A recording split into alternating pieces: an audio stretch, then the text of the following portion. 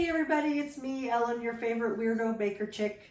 It's Halloween month, but I think I kind of capped the limit of my Halloween crazy baking last year. So I'm not making something for Halloween today. I am making what I am calling Let Them Eat Toasty Bread.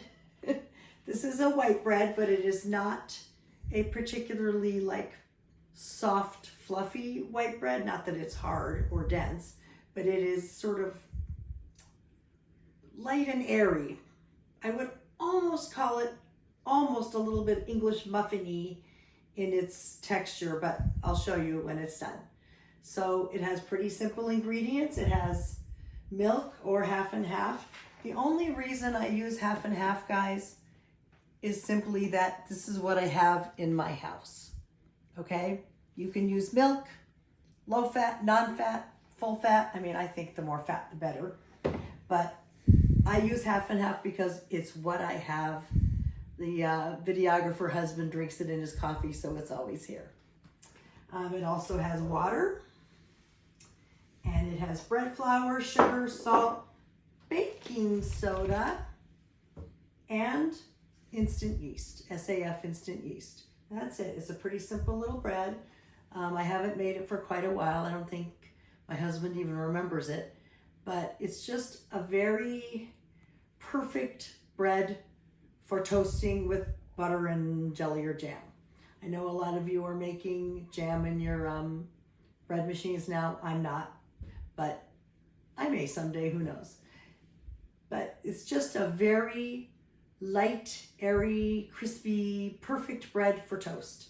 Not that any bread can't be toasted, obviously, but this is just, there's something about it. So I'm going to turn the camera off, and I'm going to put my hair up because I don't want to shed hair all in this wonderful bread I'm going to make. I'm going to measure the ingredients, get them going in the bread machine. I am going to use dough cycle because I just like how it turns out better, but you are welcome to use your basic or white recipe setting on your bread machine. See you in a few. All right, after a 23 minutes rest / preheat, my machine started kneading 5 minutes ago. So I always set a timer for 28 minutes. That's the rest plus 5 minutes of kneading. And I'm about to check it to see if my dough is either too wet, too dry, or just right, as in the Goldilocks quotient. All right, let's see. Not sticky. Sorry for the videography. I don't think it's dry. I think it's just right. I'm gonna leave it. So I'll check back in a minute. All right, here's the dough just like 2 minutes later. It looks perfect, so now I can just leave it be. And it is my time, 2:56 p.m., so almost 3 o'clock.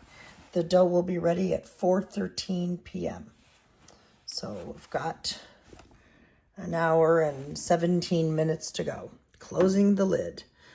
By the way, a lot of people have invented this myth that you can't open the lid of your bread machine. I mean, you don't want to open it for a really long time because it lets some of the heat out if you're, if it's in the preheat or if it's baking, it could lose some heat. But there is nothing wrong with opening it and, adjusting it if you need be and closing it again. Don't worry about that. So going on with the opening of the bread machine, I had to turn the camera. I had to turn it off to turn the camera, turn it back on again. Don't let people tell you that you can't open it. It's ridiculous. You have to be able to check your dough to make sure it's not too wet or too dry. And if you want to add something at the add beep, like nuts and raisins, you have to be able to open the bread machine. If you have a quote unquote failed or ugly loaf, it is not because you opened your bread machine, unless you open it and leave it open for an extended period of time. Don't worry about it. Well, it is 3:44, so about half an hour, almost, a little more than half an hour, I guess, till The dough is ready. Just want to look at it. Oh boy, it's rising really nicely. Cool. Okay. Turning this off until it comes out of the bread machine. It rose really, really nicely. Nicely. So I have prepared a loaf pan, and what I do is I spray a canola oil spray, and for this recipe I want the crust to have a little bit of cornmeal crunch. So I'm going to just do a little sprinkle in there. And if I can, see if I can get a little stick to the sides. That looks pretty good. All right, doesn't have to be a really heavy coat. It'll just give it a nice little bit. Oh, whoa, sorry for that noise. Butterfingers Ellen here. I'm going to dump the dough out. And oh, both paddles are still in. Got a little bit of dough stuck on there. You know what I do next? I always put a little dish soap in. Fill it. I used to fill it up higher. If it's a really sticky dough, I might, but right now I just want to make sure that no dough will cement onto the spindles that hold the paddles. And that's, I only fill it about that much. Ooh, there's dough on me, and it could be, I don't know if that got soap on it or whatever, so to make sure to get that off. Okay, so I did not put any flour on my counter, but it doesn't seem to need it. And I just want to make it a little prettier. So I'm just going to do this, do this, do this. Get a nice smooth looking top. I'm going to make sure that I seal all these seams.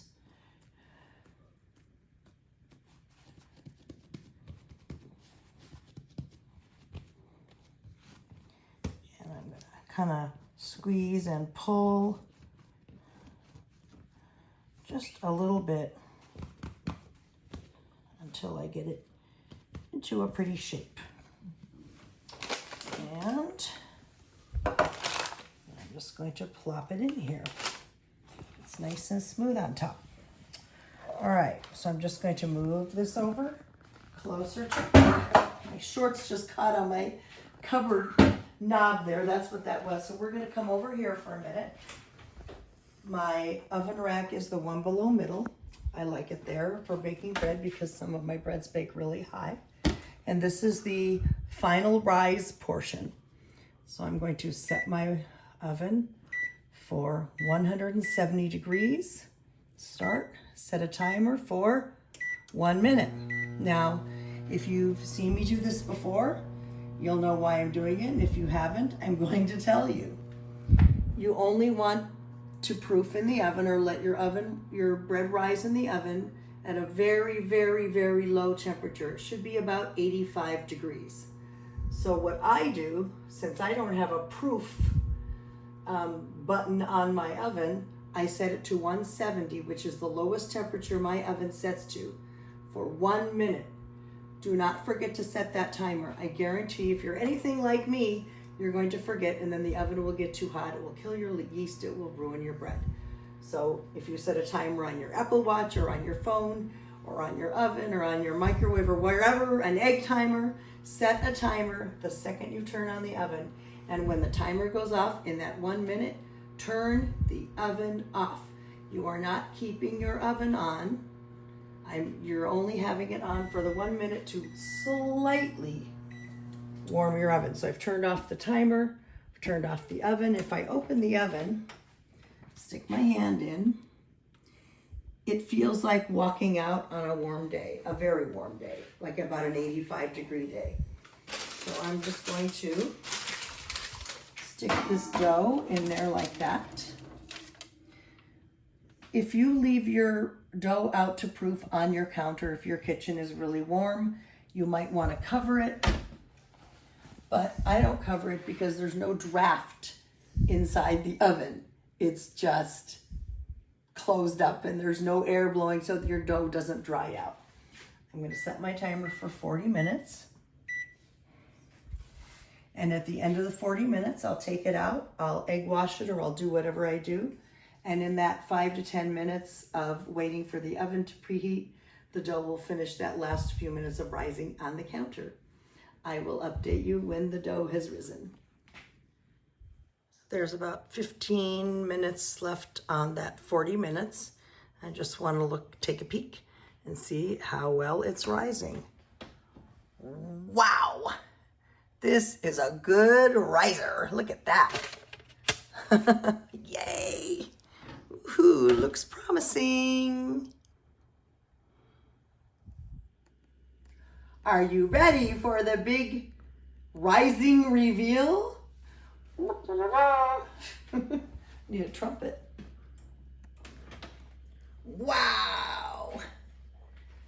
It really poofed up. Look at that, isn't that gorgeous? So nice and puffy and smooth. Well, while I'm standing here, I'm gonna heat the oven to 350 degrees. And then we're gonna come back to the island.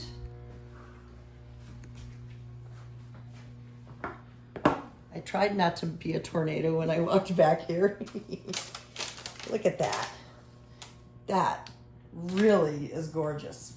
So I have egg wash here. And just in case you don't know, egg wash is 1 whole egg, yolk and white, beaten with just a splash of water. Some people measure a teaspoon or a tablespoon. I literally stick my hand under the faucet and go like that into the cup. It's not terribly crucial. So first I'm going to brush this beautiful egg wash on. And it will make it a beautiful, shall I say that again, beautiful golden brown.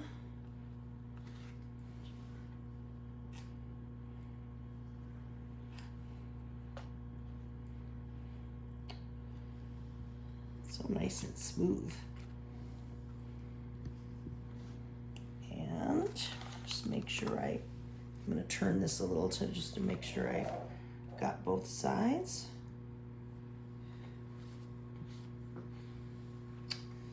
And then I'm just going to put this over here. And I am going to sprinkle some cornmeal.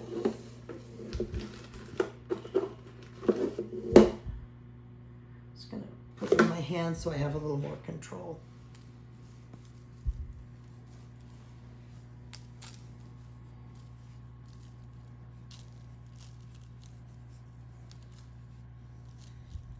And just for fun, I was thinking that I might sprinkle some kosher salt, but I'm going to look at my videographer and get his opinion. He's going to say yes or he's saying he's doing this. Ready? So that's what I'm going to do. Not heavily. You don't want it to be a salty crust. Reminds me of that salty crust on the fish. If anyone watches Below Deck, was it Mediterranean? No, it was Down Under. I can't remember. I don't know if any of you watch Below Deck on Bravo, but the chef encrusted this whole fish inside this big salt paste. I don't know how he did it, but it was very interesting. And then he lit it on fire for the guests. So I'm waiting for the oven to heat up. It's on 350. When the oven is heated up, I'm going to set the timer for 25 minutes. It will not be done in 25 minutes, but by 25 minutes, I've gotten used to the fact that that's when the perfect brownness of the top is achieved. And so then I will take a piece of foil and loosely tent it over to make sure it doesn't brown any more than that. But it will not be done till probably anywhere between 35 and 45 minutes. And how do we know it's done? We use this little marvel of a tool, an instant read thermometer. So you open it, and it should say that it's F for Fahrenheit, and I'm not going to use it right now, obviously, but you need to stick it in. Sometimes I go in from the side at an angle going down. Sometimes I go straight in, but you need to have it between 190 and 200. Since this is an all white bread, but it doesn't have any fat, it's not super enriched, I will only do it to 190, 195, but 200 is not too much. So if you take the temperature and you're not at least 190, you close the thermometer back up, you set your timer for another 5 minutes, and you check it again. Don't take it out of the oven till it's at least 190, but for this bread, I will go maybe 195, almost 200, something like that. I will show you what it looks like when it's all baked. So organization, people, is very important. There's the oven. I just put the bread in. I have my oven mitts ready to go. I have my instant read thermometer, and I have that piece of foil ready to tent over the top. You don't cover it tightly, you just kind of, well, what I do, and I can't really do it with one hand, but I bend it a little bit, not that much, but bend it in the middle so that it kind of goes over the loaf. Anyway, being organized is very, very important. Kind of reminds me of when I was teaching. I was an elementary school teacher before I retired in 2018 after 30 years. And, but when kids went to recess, I reset everything so that I was ready for the next lesson when they came in.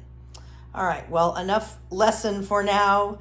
I'll show you what the bread looks like when it's done.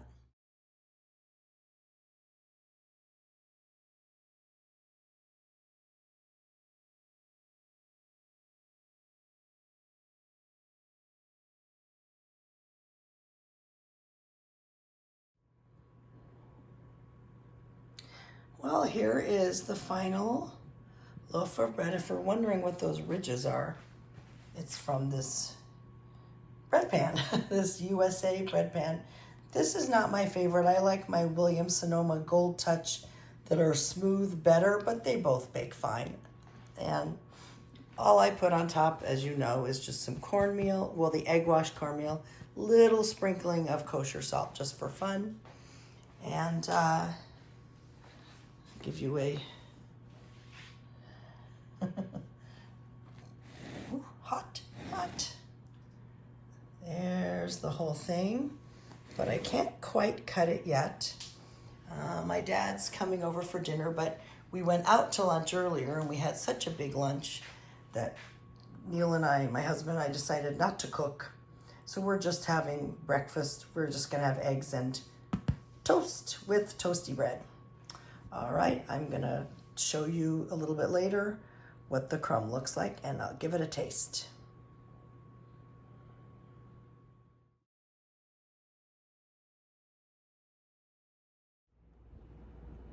So, bread's baked, it's partially cooled. We're about to eat dinner. I'm just gonna taste this little corner.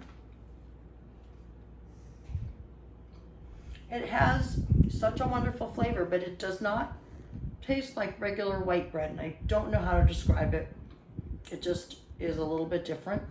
It doesn't have any kind of a strong flavor, but it just has a different flavor than a normal white bread. And remember, it has no butter or oil. So it's pillowy and soft right now, but wait till you see what it looks like when it's toasted, and I'll show you, I'll kind of try to give you a sound effect. Okay, so we're gonna toast it right now. So here in the Hoffman house, we are having breakfast for dinner. Sometimes I make bacon. Tonight, frankly, I was just too lazy. But this is the bread that I am now, and I'm calling it a toasting bread because